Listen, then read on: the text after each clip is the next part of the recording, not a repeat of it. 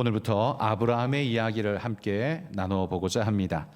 믿음의 조상이라고 불리는 아브라함의 이야기는 우리의 인생의 원형의 모습을 보여주는가 하면 또 반대로 우리가 따라야 할 믿음의 모델을 보여주기도 합니다. 그래서 우리는 아브라함 안에서 우리의 옛사람을 발견할 때도 있는가 하면 예수 안에 변화된 우리의 새 사람의 모습, 모델을 보기도 합니다. 사실 아브라함은 민족적으로 따지면 우리 조상은 아니죠. 우리가 믿음의 조상이라고 부를 때 그건 민족적인 게 아니라 신앙적 조상을 일컫죠. 그는 우리의 신앙적 조상이 됩니다. 하나님께서 그에게 축복하신 축복이 그 믿음을 통해 흘러서 우리에게까지 전달되고 있기에 그는 우리의 분명한 믿음의 조상이죠. 그래서 우리는 그를 혈통적으로 이어받은 존재는 아니지만 신앙의 혈통을 이어받은, 한마디로 신통을 이어받은 존재들이다라고 말할 것입니다. 그렇다면 우리의 신앙의 조상을 살피는 이 일은 우리 신앙의 원형이 무엇인가를 살펴보는데 매우 중요한 일이며, 또한 그 일은 우리의 정체성을 살피고 아는 데에도 매우 중요한 일이라 할 수 있습니다. 그러므로 우리는 아브라함의 이야기를 우리가 몇 주간 살펴보면서 단순히 고대사에 있었던 한 사람의 재미난 인생 스토리 정도를 듣는 그런 마음 편한 이야기, 그런 수준으로 듣지 말고 바로 그 아브라함의 삶 속에서 말씀하시는 하나님을 내 하나님으로 만나며 내게 말씀하시는 메시지를 되새기시는 시간 되시기를 축복합니다. 하나님께서 아브라함을 부르신 사건은요, 너무나 유명한 사건이죠. 그래서 신앙하는 사람치고 모르는 사람이 하나도 없습니다. 그 스토리는 이렇습니다. 아브라함이 갈대아 우르라는 지역에 살고 있을 때에 하나님께서 그에게 나타나셔서 명령하셨습니다. 너의 고향과 친척과 아버지의 집을 떠나 내가 내게 지시할 땅으로, 보여줄 땅으로 가라, 이렇게 명령하셨습니다. 이 명령은 야, 저쪽 동네 잠깐 갔다 올래? 한번 봐볼래? 구경 갔다 올래? 라는 이야기가 아니라 아예 가서 영원히 살라라는 이민 명령을 지금 내리고 있는 것이죠. 여러분, 지금도 이민을 가려면 큰 마음 먹어야 하지 않습니까?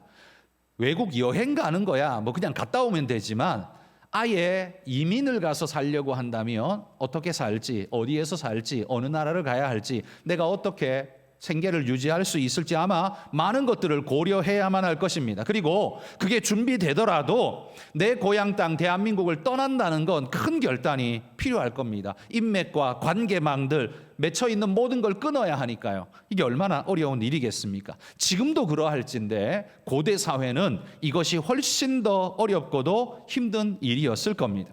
그러니 아브라함에게는 큰 결단이 필요했고 얼마나 많은 준비가 필요했을지 우리는 충분히 상상이 됩니다. 그러나 아브라함이 우리에게 보여주는 모습을 보노라면 주저하지 않고 가버리는 모습을 봅니다. 이 일이 되게 쉬운 일인 것처럼 보여준다는 말이죠. 그러나 여러분, 우리도 그러다 보니까 그냥 하나님 아브라함 불렀어, 아브라함은 따라갔어, 이렇게 하고 그냥 쉽게 넘어가는데 여러분, 그럴 일이 절대 아닙니다. 그 행간에 얼마나 큰 아브라함의 고뇌와 갈등이 있었을지를 생각해 보십시오. 그리고 그 고뇌와 갈등을 이겨내는 아브라함의 믿음의 그 독보적인 모습을 우리는 볼 수 있어야 합니다. 아브라함이 그냥 홀몸이라면, 혼자라면 아마 옮기는 것 쉬울 겁니다. 그러나 그에게는 아버지가 계셨고 아내가 있었고 조카가 있고 집안에 많은 종들이 있어서 식솔들이 많았다라는 겁니다. 그러려면 단순히 여행 가는 게 아니라 이민을 가려면 그 사람들에게도 동의를 얻어야 하지 않겠습니까? 여러분, 아내라고 해서 아브라함의 말, 남편의 말을 그냥 시키는 대로 종처럼 무조건 예스 했겠습니까? 여러 가지를 따졌겠죠. 안정적인 삶의 터전을 버린다는 그 말에 누가 쉽게 동의할 수 있겠습니까? 특별히 그 가정의 가사를 책임져야 하는 아내의 입장에서는 훨씬 더 계산해야 될 게 많았을 겁니다. 그러나 아브라함은 그 모든 가족들을 설득하고 그들을 약속의 땅으로 데리고 나아갑니다. 여기까지만 해도 우리 성경으로는 그냥 한 절, 두 절에 끝나고 있지만 엄청난 사건이라는 걸 우리는 알아야 합니다.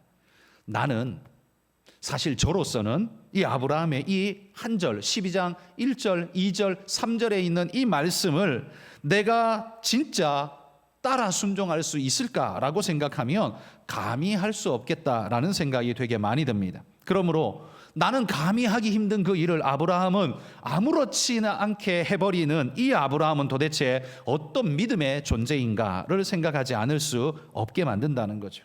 여러분, 아브라함은 도대체 어떤 마음이었기에, 어떤 믿음이었기에 이게 가능했을까요? 아브라함은 원래부터 하나님을 잘 알고 굳게 믿고 있었던 믿음에 투철한 사람이었을까요? 아브라함 이야기는 12장에 등장합니다만 이름은 11장 끄트머리에 한번 언급되죠. 족보로서 언급될 뿐 아브라함의 이야기가 나오진 않습니다.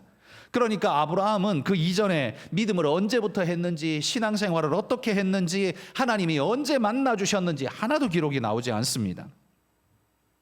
우리가 추론컨대 이 아브라함의 아버지 데라는 갈대아 우르에서 우상을 조각하여 만들어 팔았던 우상 판매업자라고 합니다. 그렇다면 여러분, 이 데라의 신앙은 어떤 신앙이었을까요? 우상을 조각해서 만들어 판다면 여호와의 신앙 같은 유일 신앙은 우상 장사에게는 하나도 도움이 안 될 겁니다. 왜? 한 개 팔면 끝이니까요. 더 이상 팔 게 없잖아요. 그러나 여러분, 고대 사회처럼 다신의 국가라면, 다신교라면 어떻습니까? 그러면 이 신도 팔고 저 신도 팔고 이거 산 사람은 저거도 사고 하면 장사가 엄청 잘 되겠죠. 여러분, 인도를 생각해 보십시오. 인도의 신이 도대체 얼마입니까? 제가 정확한지 모르겠는데 3억 3천만이라는 이야기를 들은 기억이 있는데, 도대체 이렇게 많은 신이라는 건 한마디로 말해 눈에 보이는 건 전부 신이다라는 말이죠. 그러면 그 신의 조각상을 만들어 판다면 장사가 얼마나 잘 될까요? 제가 인도에 선교를 가서 보니까요, 복음을 전하고 예수 믿을 분 손들어 보라니까 전부 다 손들더라고요. 선교하기 제일 쉬운 데가 인도 같았어요.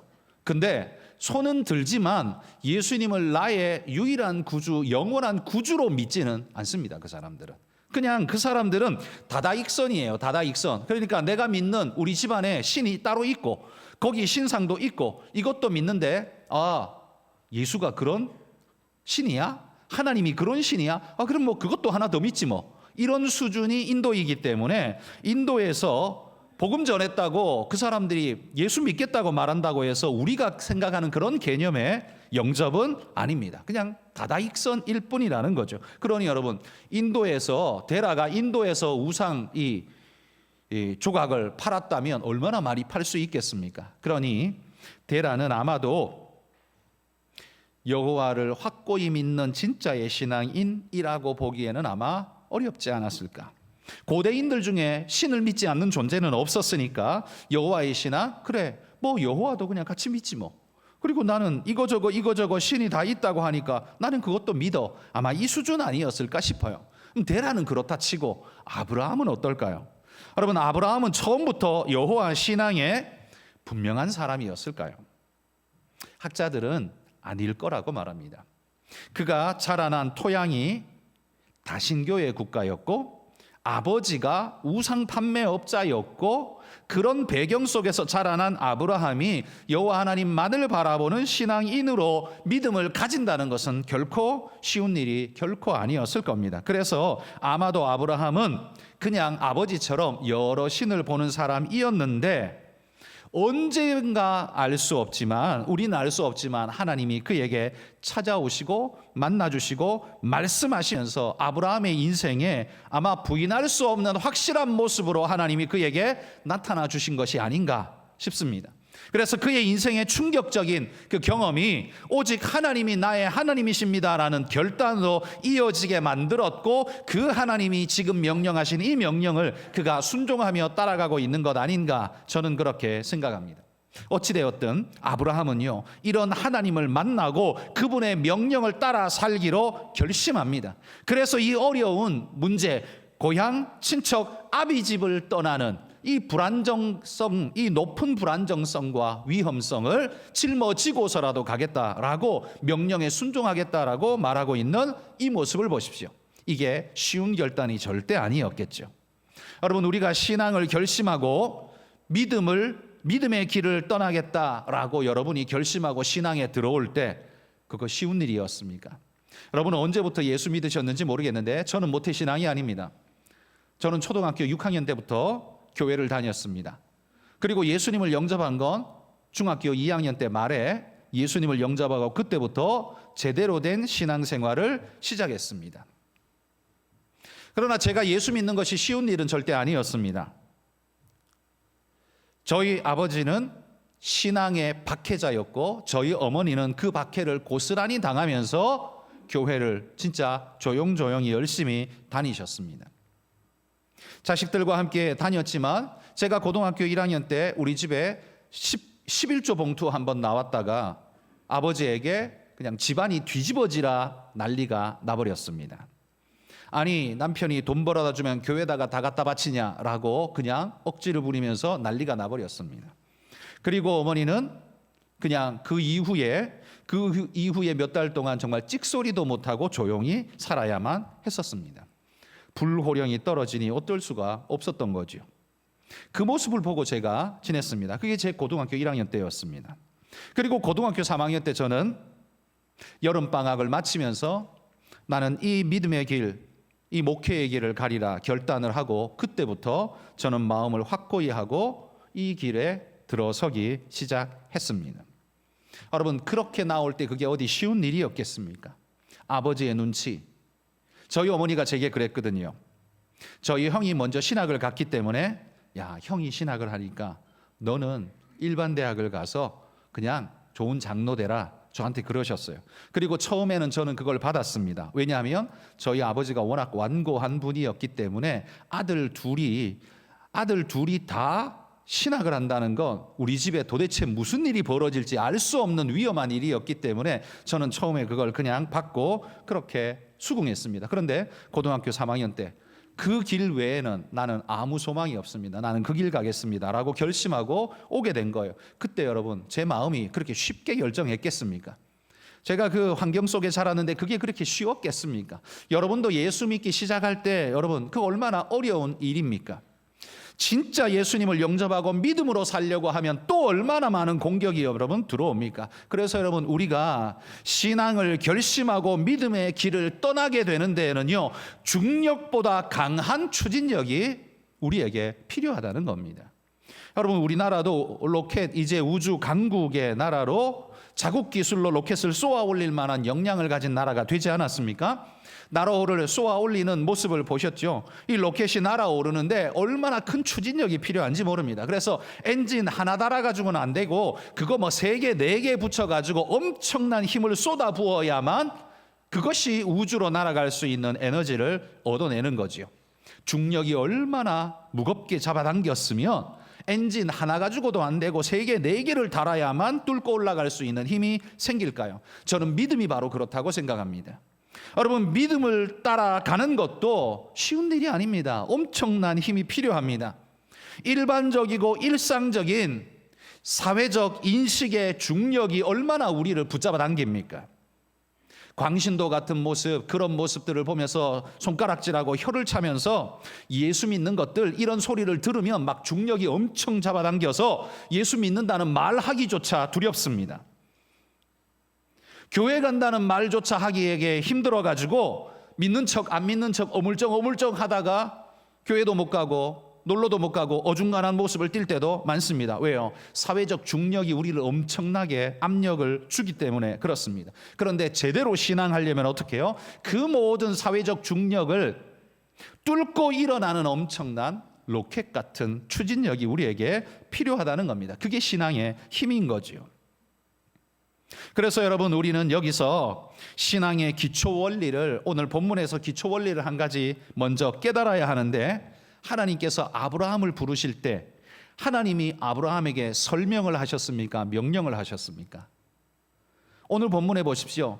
하나님이 아브라함에게 설명을 하셨습니까? 명령을 하셨습니까? 명령하셨습니다. 설명하지 않았습니다. 그러니까 야 아브라함아 봐. 너 여기서 지금 우상 팔아서 얼마 벌어? 한 달에 500만 원 법니다. 아 그래? 그럼 내가 너 약속의 땅 가면 1000만 원 벌게 해줄게. 그러니까 1000만 원 보장했어.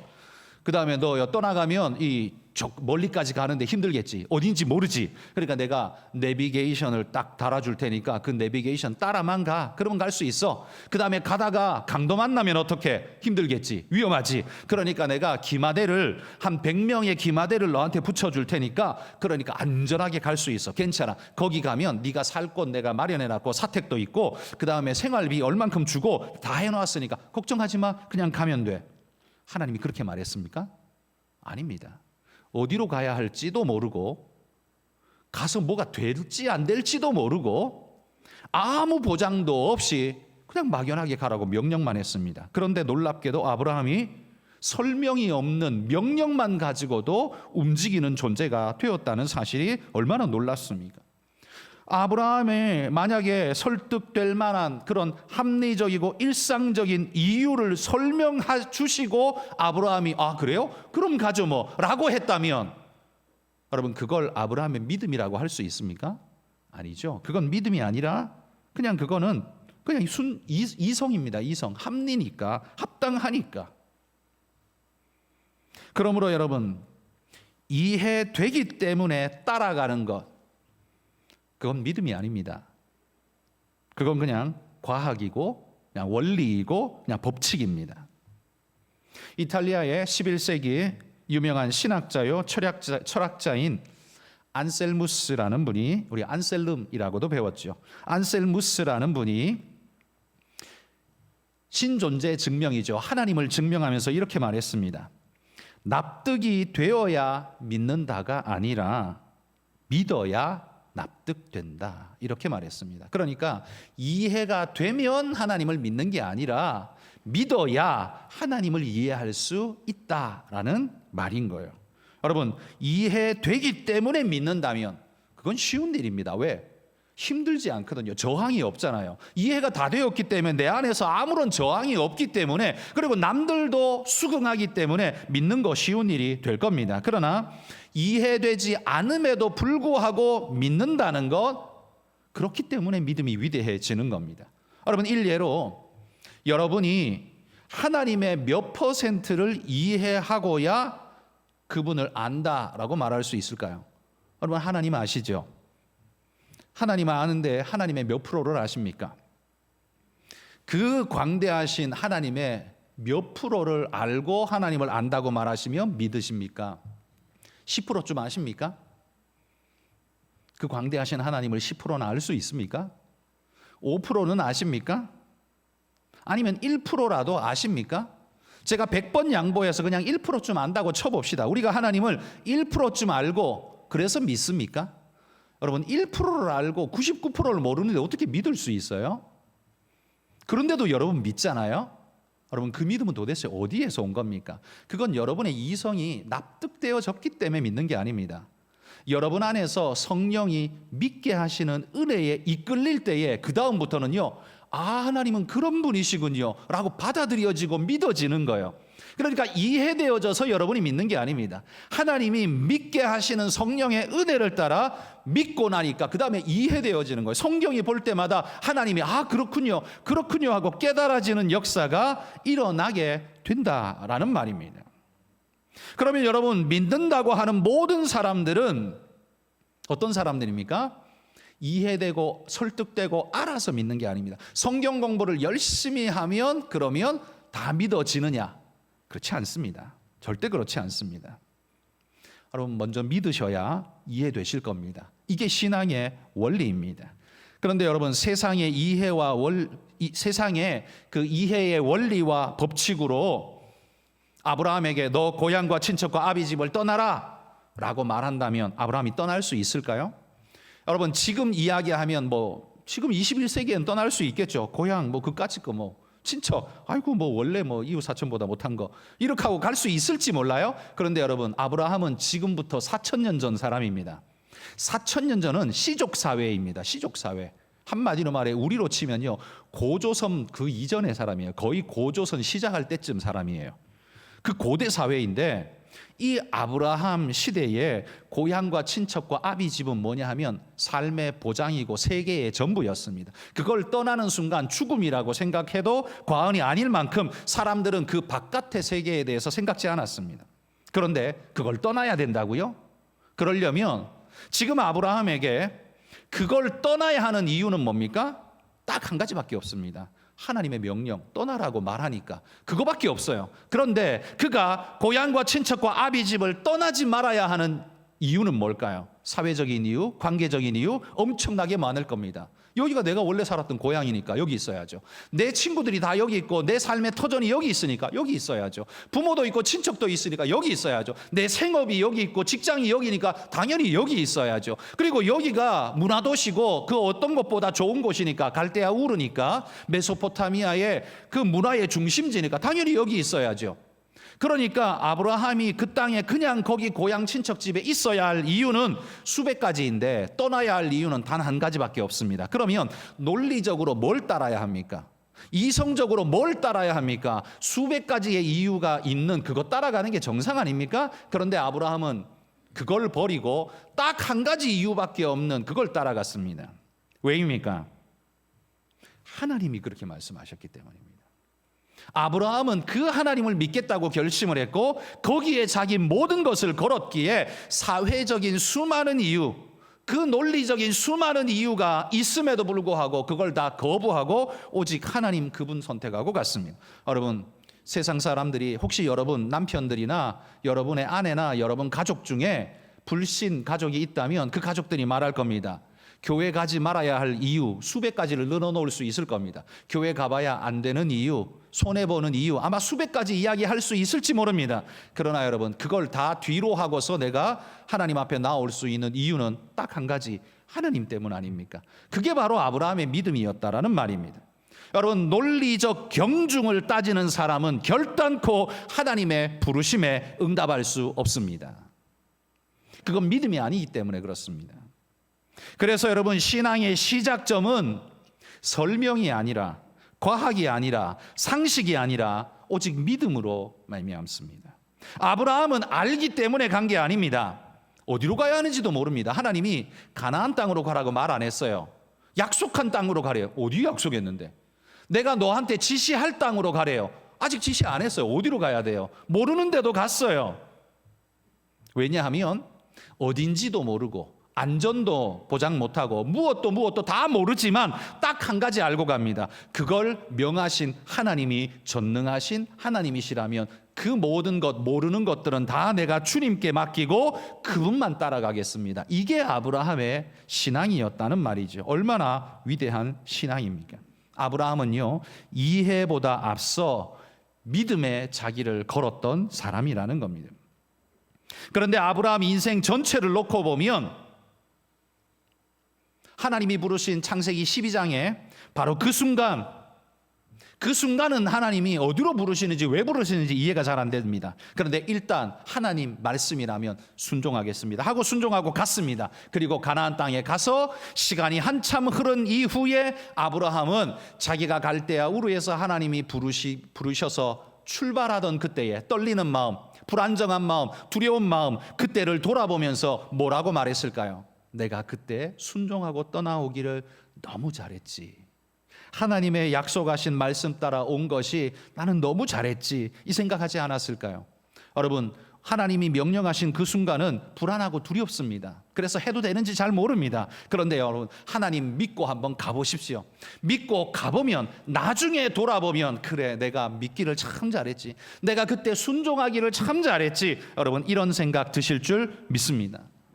아브라함이 갈대아 우르에 불안하고 두려워서 수백 가지의 여기 남아 있어야 할 이유가 수백 가지이기 때문에 그 한 가지 이유 때문에 내가 어떻게 가? 그리고 남아 있었다면 어떤 일이 벌어졌을까요?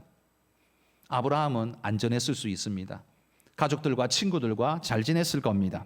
그냥 해피엔딩이었을지 모릅니다. 그러나 아브라함은 그냥 우상 장사꾼으로 인생을 마치고 그 누구도 알지 못하는 고대의 어떤 사람으로 끝났을 겁니다. 그냥 어떤 사람요. 그런데 그가 하나님 명령에 순종하고 갔더니만 어떻게 바뀝니까? 어떤 사람이 아닙니다.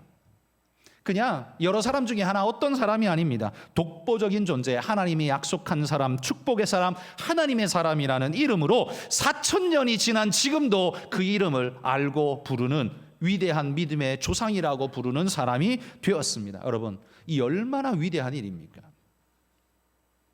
하나님을 붙잡는 믿음으로 여러분 인생이 발걸음을 내디디시면 하나님이 바로 이런 놀라운 은혜의 축복을 주실 줄 믿습니다. 혹시 여러분이 믿음의 일대시라면 많이 힘들고 어려우실 겁니다. 그러나 견디십시오. 믿음으로 가보십시오. 그리고 돌아보시면 하나님이 이후에 얼마나 위대하고 놀라운 걸 내 인생에 채워주셨는가를 알게 되실 겁니다. 그 축복을 누리시기를 소망합니다. 여러분, 이 아브라함이 될 수 있는 유일한 길이 뭡니까? 그건 오직 믿음뿐이었습니다.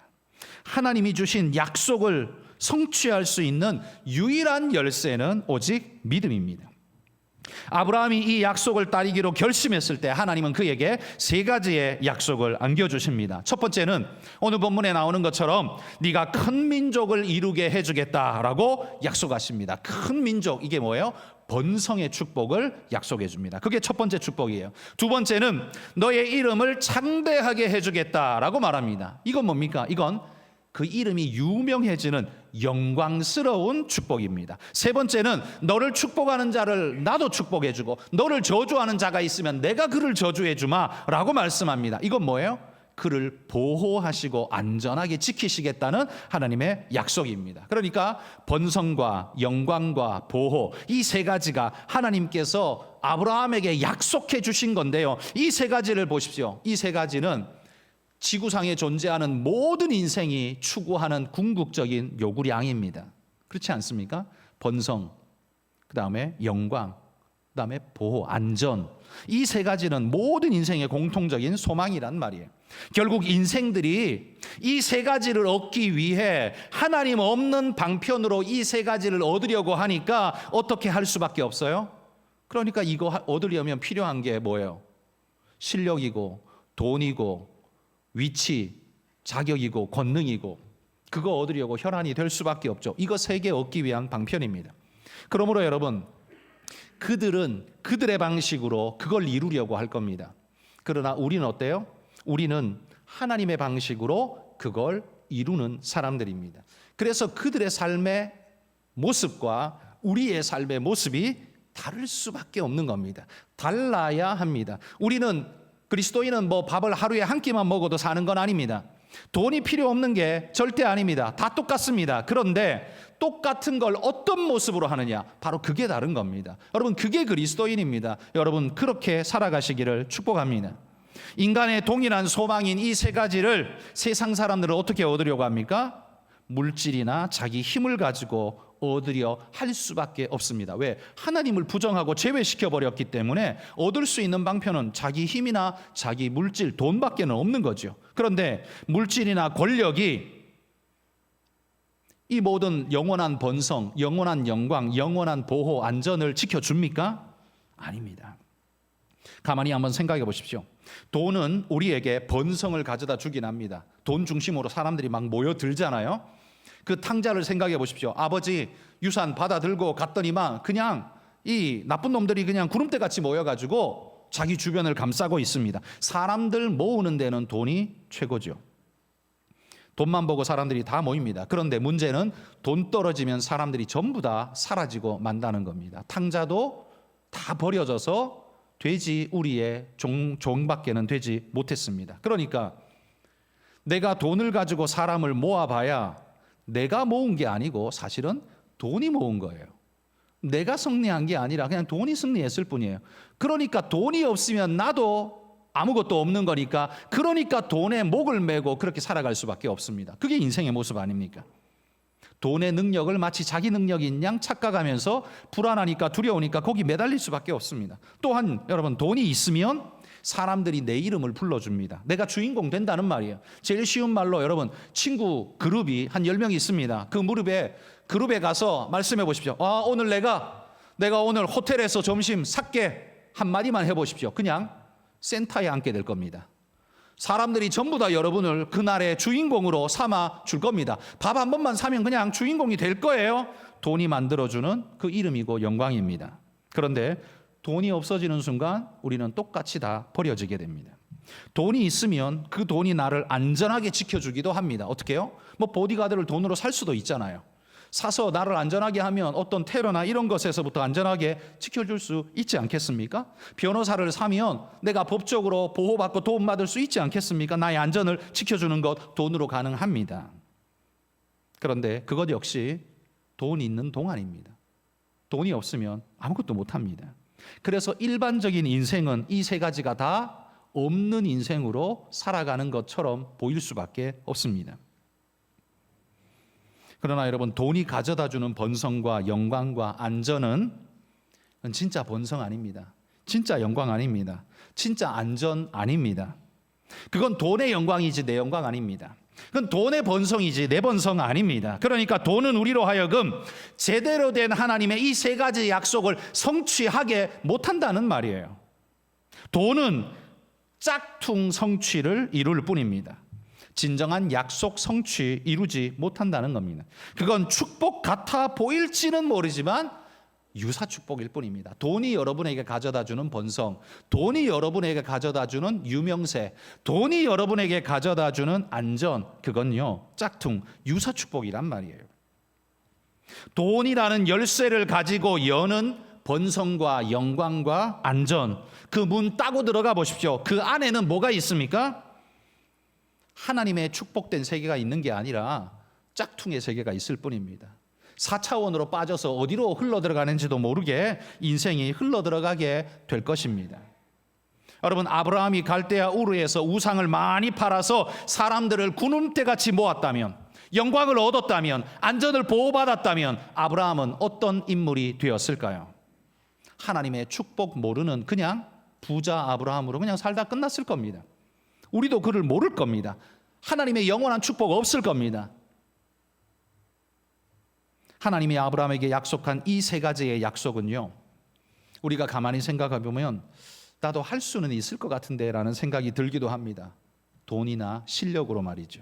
그래서 돈 벌어야 하고 실력을 쌓아야 한다고 아등바등 하죠. 저는 돈 벌고 실력을 쌓는 일을 권장해 드립니다. 하십시오. 하셔야 합니다. 그래서 여러분, 실력 있게 무엇인가를 하십시오. 그 대신 하기는 하되 그것이 하나님이 우리에게 명하신 방법으로 하나님의 목적을 향해서 함께 달려가는 존재가 되십시오. 하나님 제외시키고 그것 가지고 일하니까 그러니까 망가지는 겁니다. 하나님 안에서 그 일을 하시면 하나님이 여러분의 실력을, 하나님이 여러분의 재물을 마음껏 축복해 주실 줄 믿습니다. 여러분, 하나님의 약속이 눈에 보인다고 해서 그게 손에 쉽게 잡혀지는 건 절대로 아닙니다. 인생이 힘이 있고 돈이 있다고 해서 그 약속이 내게 그냥 덥석 오는 거 절대로 아닙니다. 여러분, 우리는 번성과 영광과 안전을 갈망하지만 그것을 내 방식이 아닌 하나님의 방식으로 얻어가기를 갈망해야 하는 사람들입니다. 유사 축복이 아닌 진품 축복을 얻으려고 진짜 축복을 주실 수 있는 그분 앞에 나아가야 합니다. 그 길로 나아갈 수 있는 방법은 믿음의 열쇠를 가지고서 그 문을 열고 들어가야 한다는 말이에요. 성경에는 두 종류의 사람이 나옵니다. 하나는 믿음의 열쇠로 문을 열고 들어간 사람들과 그 옆에 같이 살았지만 유사 짝퉁 열쇠를 가지고서 열고 들어갔다가 인생이 끝장난 사람들, 바로 이 두 부류의 사람들이 성경에 쓰여 있습니다. 예를 들면 사울을 보십시오. 시작할 때는 멋져 보였습니다. 사울 왕 멋져 보였잖아요. 존귀해 보였잖아요. 능력자 같아 보였잖아요. 그런데 그는 점점 갈수록 어떻게 해요? 믿음의 열쇠를 버리고 자기의 열쇠, 능력의 열쇠로 그거 열려고 덤비다가 불안증에 시달리며 자기보다 더 능력 있어 보이는, 더 유명해 보이는 다윗이 나타나니까 불안증에 시달리면서 전전긍긍하다가 거의 마귀같이 살다가 비참하게 죽어간 존재가 되고 말았다는 겁니다. 짝퉁 열쇠를 열고 인생길 들어가면 인생이 그렇게 된다는 거예요. 교회 안에 유명한 목사와 장로들이 왜 삐끗하여 무너집니까? 시작할 때부터 그렇진 않았을 겁니다.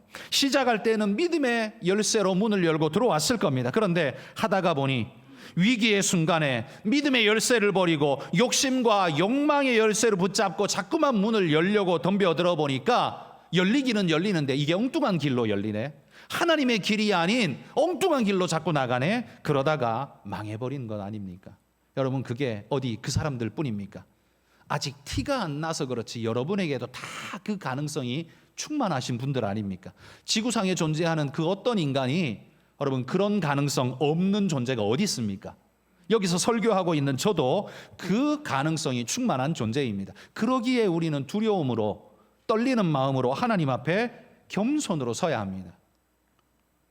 여러분, 우리는 믿음의 열쇠를 가지고 인생의 문을 열어야 하는데요. 문제가 뭐냐 하면 사탄이 자꾸만 내 옆에다가 화려해 보이는 예뻐 보이는 짝퉁 열쇠를 자꾸 옆에다가 만들어 놓는다는 겁니다. 이게 금으로 만들고 은으로 만들어 놓으니까 이게 손이 가는 거예요. 이게 자꾸 눈에 땡기는 겁니다. 그러니까 그걸 잡고서 뭘 하고 싶은 욕구가 내 안에 자꾸 생기는 겁니다.